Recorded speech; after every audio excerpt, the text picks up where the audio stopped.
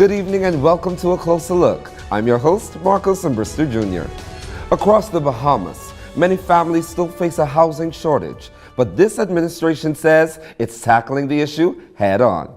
From land acquisition to new subdivisions to the rollout of rent-to-own programs, real homes are being built, keys are being handed over, and communities are being strengthened.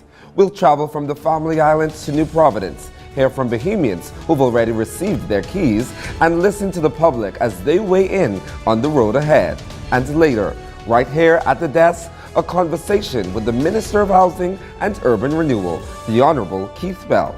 It's all coming up right after the break.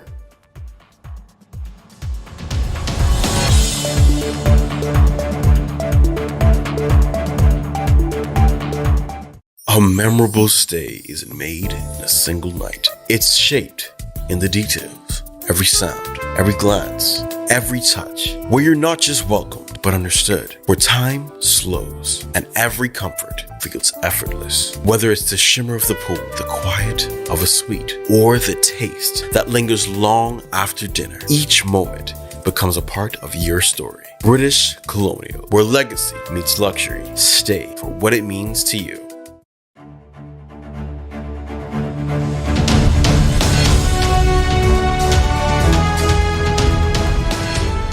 Welcome back. You're watching A Closer Look. I'm Marcos Brewster Jr. Tonight we start in New Providence, the island where housing demand is among the highest. In this segment, we take a closer look at how key lots are being developed. Construction is underway and homes are being handed over in areas like the eastern end of Dignity Gardens and other emerging communities. It's part of a broader push to make affordable, quality housing more accessible across the country. For more on this, we hear from our Erin Scavala. From land clearing to active construction, housing developments across New Providence are taking shape. This initiative is part of a broader government effort to make home ownership a reality while strengthening communities. In the Nassau region, the Ministry of Housing and Urban Renewal is advancing multiple developments at once. Among the largest is the Renaissance subdivision, where plans call for more than 300 new homes, significantly expanding housing stock on New Providence. Smaller projects are also progressing. At Pinecrest 2, land clearing is already underway for 38 homes, according to the housing project briefings from the Office of the Prime Minister. So the housing subdivisional rollout in New Providence is robust. We are continuously to work. Along St. Vincent Road in Carmichael, the Vispin Meadows development will include 40 single-family homes, as well as a 12-unit rent-to-own condominium block. And so people are excited. People are filled with hopes. The applications are coming in. There are more than 10,000 applications. So that shows that people have confidence in the government's housing program that is happening now. Additional projects are also in the pipeline. At Adastra Gardens, plans are in place for 160 homes, with land clearing expected to begin soon, part of a wider strategy that includes converting derelict units and expanding rent-to-own properties. With multiple projects now underway across New Providence, housing officials say the priority remains clear: delivering homes faster, rebuilding communities, and creating sustainable neighborhoods for Bahamians. Reporting for A Closer Look, I'm Erin Scavella.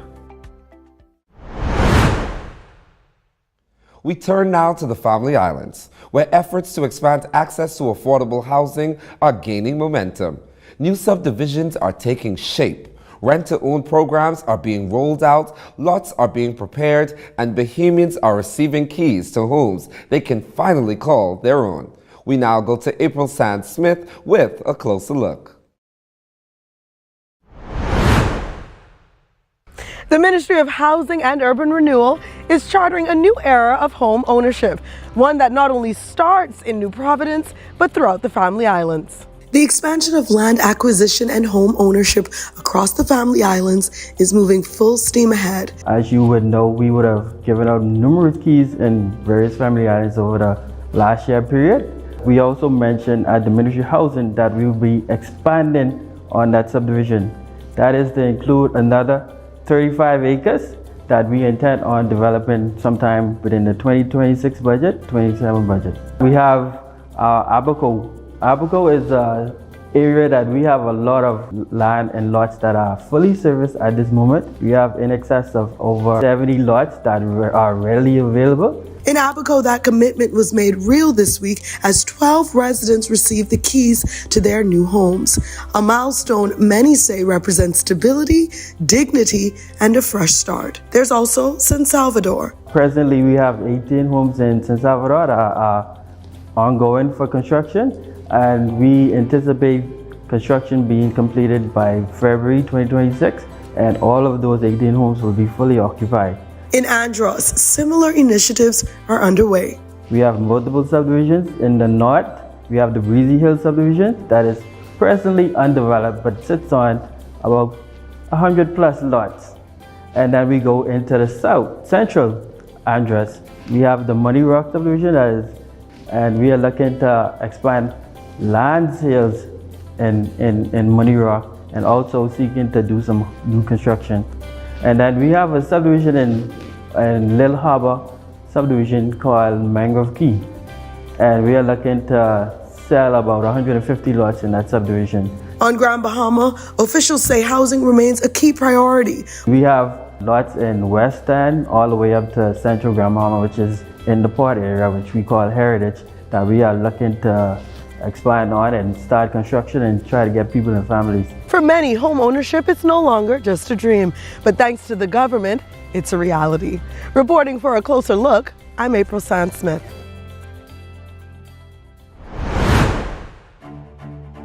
Stay with us. The conversation continues right after the break.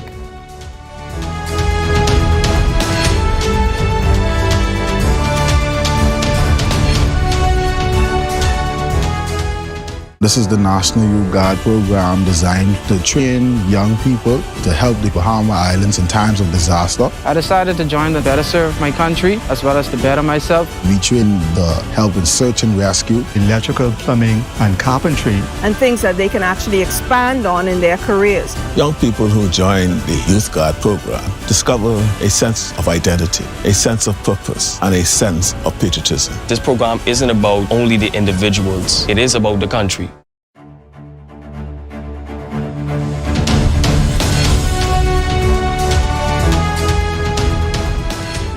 Welcome back. Tonight we meet with the people at the heart of the housing initiative, Bahamian families who've received keys through the new government programs. We'll also walk through how the process works and what you need to know if you're hoping to apply yourself. Here's Krishna Russell with more. Over to you, Krishna. Urban renewal is on the move, from ensuring homes get needed repairs to placing families in affordable housing options. One thing's for certain, they're delivering help and hope to many. At the heart of urban renewal's impact is the Small Home Repairs Program, which is transforming lives by repairing homes and investing millions to restore dignity to families. The numbers tell a powerful story. In 2025, 125 homes in the Family Islands and 125 in New Providence, including those affected by other forms of disaster, were repaired, totaling 300 homes throughout the country. So it's safe to say that last year we would have spent around $300 million plus, just repairing homes. But urban renewal is more than repairs. The program found through a special research project that inner city neighborhoods faced a serious challenge. What we have noticed is that people would hang out in front of these liquor stores, and that has been creating a social ill within the inner city communities. It affected change in the liquor licenses granted. Urban Renewal also works with the Ministry of Housing to address the housing crisis by finding a path to affordable housing through the rent-to-own program. Even if you don't have a down payment, but you're stable in your job, you're making good income, you could come into the rent-to-own program. You could go on a 2-year plan, and all of the money that you would have paid over 2 years could go towards a down payment. Our minister often gives a testimony about a lady paying around $2,000 a month in Pinewood. She's a single mother. She has special need kids. We were able to move into a rent-to-own paying around $1,200 a month. And so that is a big savings saving to that family. To express your interest, visit the 4th floor of the Edwin Smiley Bastian building that's just opposite the University of the Bahamas, where Urban Renewal staff will tell you what you need to do and how to do it. Reporting for A Closer Look, I'm Krishna Russell. Thank you, Krishna. To understand how the housing push is being felt across the country, we went out to hear from Bahamians themselves. Let's join our Closer Look correspondent, Tizelle Lightbourne, on the ground to find out more. Over to you, Tizelle. Owning a home fosters safety, stability, and well-being for many Bahamians. On this segment, we're taking a closer look at how the Ministry of Housing and Urban Renewal's project achieves that. Young professionals are eager about the housing development projects, with many saying that home ownership is less out of reach at their age compared to when their parents purchased homes. I feel that it's an opportunity for young professionals such as myself to be given a chance to take your mind away from the stress of trying to find a home. As you may understand that homes in New Providence are very expensive. Land is very expensive, which then makes it more difficult to consider, let's say for myself, taking on a wife and dependents. And so developments like this would then put you in position. We spoke to a homeowner who recently reflected on her ownership experience. Ms. Gold shared how the government can make home ownership even more accessible to everyday Bahamian families based on her expertise as a former banking professional. These homes that are being offered, there's going to be a down payment or something that they have to inject into the ability to own the house. And so for the average person that makes $300 a week, and they're already paying $600 a month for rent, and they have children, and they have a loan, there's really no leverage to save. I think in a lot of cases now, maybe salary ranges, if salary ranges could be adjusted, it'll give people more, one, the ability to save, and two, the ability to be ready when housing is available for them. Thanks to affordable housing developments with sustainability features like the Renaissance at Carmichael, Bahamian families are one step closer to achieving community and generational wealth. Reporting for A Closer Look, I'm Tizelle Lightbourne. Thank you, Tizelle. When we return, we're joined in studio by the Minister of Housing and Urban Renewal. Stay tuned. You don't want to miss it.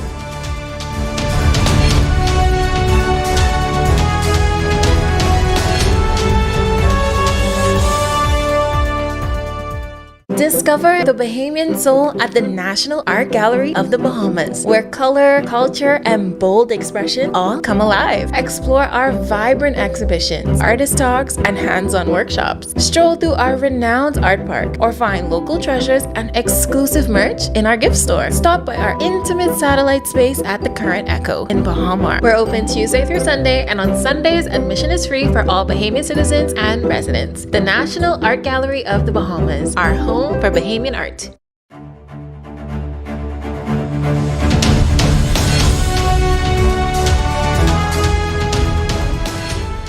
Welcome back to A Closer Look.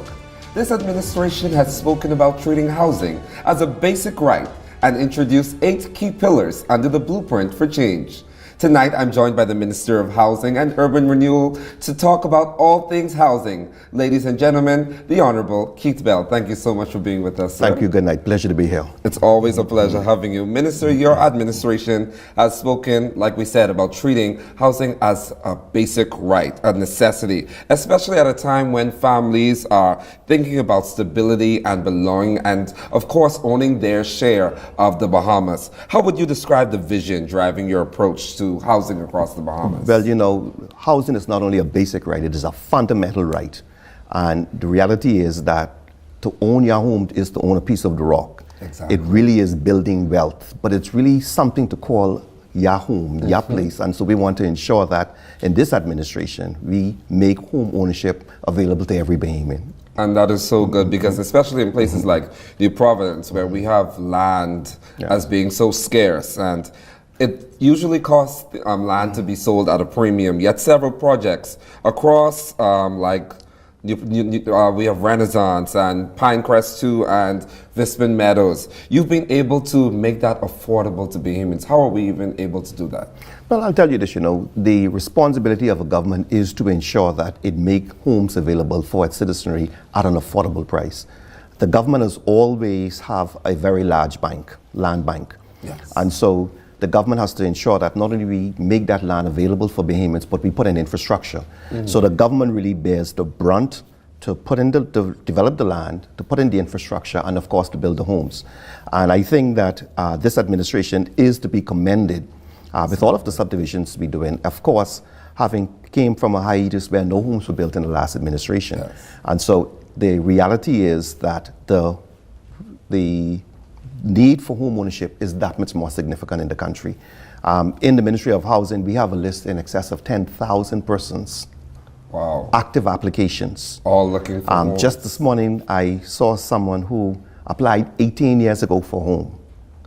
And so the reality is that we are trying to encourage Bahamians not to give up, but to let them know that help is on the way. And that is why we are trying to, in a very aggressive way, develop these subdivisions in New Providence to meet the demand. And you're speaking about New Providence. Let's even venture now, because you guys are even doing initiatives on the Family Islands, ensuring that Bahamians everywhere across the archipelago. A lot of times we see a lot of programs are Nassau-centric, but you guys are ensuring that that reach has been expanded across the islands. Tell us about what's going on in the different islands. Well, as you would appreciate, over the last decade or more, the Bahamas would have been visited by any number of hurricanes. Yes. And the hurricanes are becoming even more intense. Hurricane Francis, Wilma, Jean, and of course, the very recent one that devastated Abaco and Grand Bahama, and so, which is Dorian. And so the government has to step up to the plate and try to replenish those homes which were destroyed. And so I'm very pleased with the fact that the government has embarked on a very ambitious agenda to build homes in Abaco. We've built homes in Central Pines, in Spring City and Abaco. We're looking to build homes in Grand Bahama from West End all the way up at the Heritage subdivision. We're looking to acquire lots in there. And of course, we're looking at an area, Garden Villas, which have for decades, which is in the center of Freeport, being left untouched, and it is commonly referred to as the ghetto. It's a major challenge for the government, but I believe that we are up to the task to reform that entire area. And tell me something, Minister, is this just only for residents of those islands, or even those that are willing to move and relocate, so that we don't have to deal with that high demand of, a lot of times people are willing to relocate, especially if they're able to own their own home now? Of course, absolutely. Well, I'll tell you this, again, the government's have for years been trying to move Bahamians away from New Providence back to the Family Islands. But again, in New Providence, you have the schools, you have all of the infrastructure, you have healthcare. In the Family Islands, we have to develop them a bit more. We have to ensure that we provide the resources that are the essential resources for Bahamians who want to go back home. But we have seen in recent times Bahamians who have reached retirement age wanting to go back to the Family Islands. And so this is why we have been very active in ensuring that we develop, for example, Ocean Hole Estates, which is a subdivision in Eleuthera. And we're looking to expand that. We're looking to expand our subdivision in San Salvador. Wow. All of these islands, we're looking to ensure that we develop subdivisions that want to make Bahamians to go back home to their family islands. And that is to be commendable. Of course, beyond just the home ownership, we even have the rent-to-own initiatives now. Of course. And that's been gaining a whole lot of interest. How is that program progressing? How soon might we be able to see more Bahamians taking advantage and receiving keys under that initiative? Well, let me say this much. I'm very proud of this Davis administration with this rent-to-own program. Yes, sir. Many persons thought that it could not become a reality. And the idea really is to ensure that Bahamians who may not necessarily be able to come up with a down payment, or those at the lower end of the spectrum, be able to afford a house. And so the idea is to lease to own, rent to own. And so Bahamians who would have already been disadvantaged, who would have been thrown out, and not being able to afford home, we're actually putting them in their homes. And so we've already put persons in homes, not only in Abaco, but also here in New Providence. And so the program is well on its way, and each day, every day as we speak, we're putting people in homes through the rent-to-own program. So I'm very proud of it. It's a very finance-intense program, but it is being done by this administration. And what's so good about that is that it removes a whole lot of the red tape and the bureaucracy and the things that will cause there to be less equity when it comes to everyone being able to take part, like you mentioned. Of course, some financial institutions, some people just aren't able to qualify, yet still they're able to pay high rent every month. Of course. Well, I'll tell you this. The reality is that some people are paying more in rent than mortgage payments. You're absolutely and so correct. these are the very same people that we're targeting to ensure that, again, everyone gets their fair share of home ownership in the country. And we love to hear that. A major part of your strategy includes upgrading existing government rental units. Could you walk us through areas like East Street, Southern Street, Big Yard, how they are being revitalized and what that means for families that are living there? Well, I'll tell you this again. This Davis administration, our motto has been measures by our actions, not by our words. The government rental units have been the subject of neglect for decades by successive governments. We took a very bold initiative. We made a very bold step to say, look, we're going to fix these units. We're going to rehabilitate them. We're going to go back to the vision of Sir Lyndon Pindlin. Persons who occupy those government rental units, the idea was that they would go into these rental units and within a year or two that they would go into their own homes. However, we have second and third generation of persons living in these government rental units. But they've also been the subject of neglect. And so what we have been doing is to actually go and rehabilitate all of our government rental units. And what are we doing? We are ensuring that the roofs are properly repaired, that they have architectural shingles, that the windows are hurricane impact windows, that the cupboards, the doors, the interior, they have nice ceramic tiles, so they're really nice. And of course, we're changing the color from pink to a nice gray and white, as you will see them throughout. So if you go and look at the Big Yard, you go and look at East Street, you go and look at the complex at Sutton Street, you will see that we have renovated all of them. And we are also dealing with all of our elderly senior citizens government rental units as well. This is so so they look good. And that is to be commended for Yes, sure. yes, thank you. We know that the demand for housing is high. We've talked about it, especially during the holidays. People are now coming off of the high. How is the ministry working to keep momentum going and deliver housing solutions efficiently for Bahamians? Well, one thing is we've started embracing the concept of teaching people how to save and also to put them on a trajectory to home ownership. Good. And what does that mean? You find that a lot of persons do not have the information, they don't have the knowledge as to what it will take to get them from one step to a home. And so what we've been doing is we have actually formed a team of experts within the ministry. And of course, let me commend my permanent secretary, Mr. Reginald Sanders, and my acting chief housing officer, Mr. Jeffrey Clark, and all of their teams of experts. We have teams of inspectors, architects, home consultants, mortgage officers, all of these persons who all come together to ensure that we present a wholesome package. And so we're able to take a young family, a single mother, even someone who is nearing to retirement, and they're getting a lump sum payment, and they want to ensure that that payment goes towards their home. We sit them down, and then we said, okay, well, let us see what it will take for you to get your home. And we put them on that path. And so we've been able to roll that up. We've been able to put persons in home who ordinarily thought that they would not have been able to go in their homes. And so I'm very pleased with that. In Renaissance, we have in excess of 60 persons in their homes. And we are very, in a very aggressive way, building homes in Renaissance. We're moving on to phase 3 and 4. And when we finish building out that subdivision, we're going to have in excess of 300 homes in there. And so I'm very pleased with that. In Adastra Gardens, which is in its embryonic stage, we have already begun to prepare the land, and that's going to be a subdivision of 160 plus homes in there. And so all of these areas, and even more importantly, we are looking at our inner city communities. Yes. Now, what is important about that is this. When the government has to take its crown land, develop a subdivision, and put in infrastructure, it costs the government in excess of $35,000 per lot to put in infrastructure. Wow. And so if we are able to identify existing land that we're able to put a house on, then it means that it cuts the cost of the house down significantly.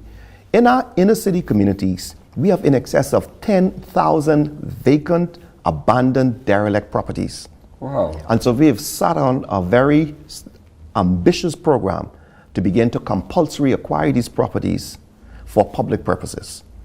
And so it is a way in which we're able to alleviate a lot of our social issues that we have in these areas where persons use them for social ills such as crime, derelict vehicles, crime, etc. So if we're able to rehabilitate these properties, we feel that we are killing several birds with one stone. And we love to see that. So looking ahead, we have the next 6 to 12 months ahead of us.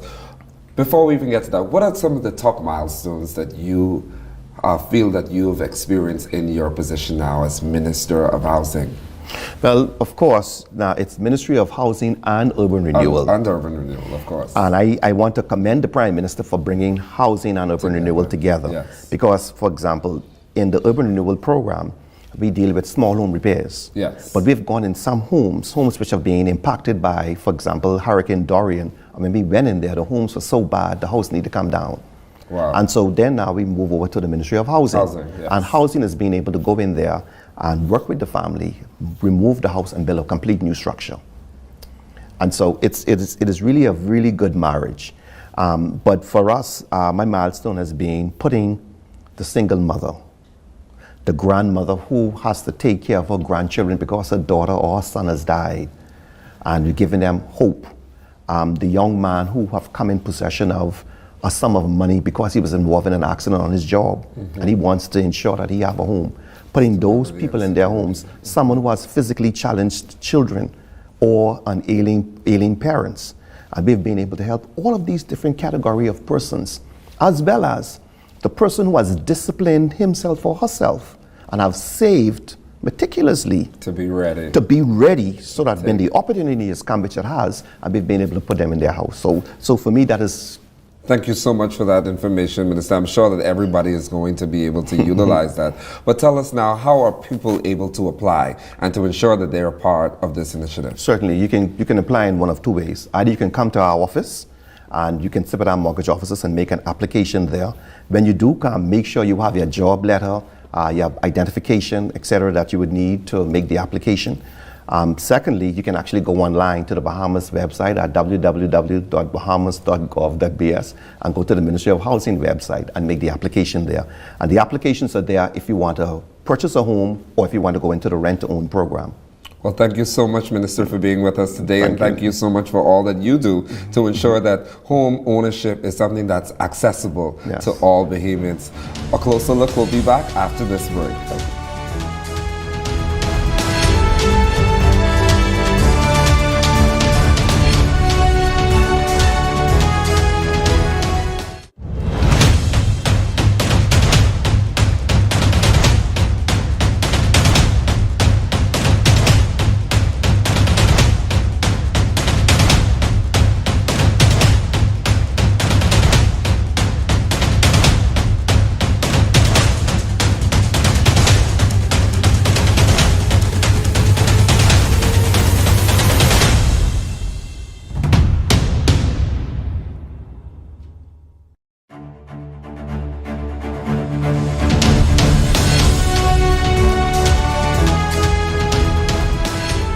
Welcome back. As we conclude tonight's episode, what we've seen makes one thing evident. Housing is firmly on the national agenda. There's still work to be done, and many more families are still waiting, but the signs of progress are visible. From the Family Islands to New Providence, and across communities hoping for a home to call their own, this story is still unfolding. I'm Marcos Umbrister Jr. Thank you so much for watching. Good night, Bahamas.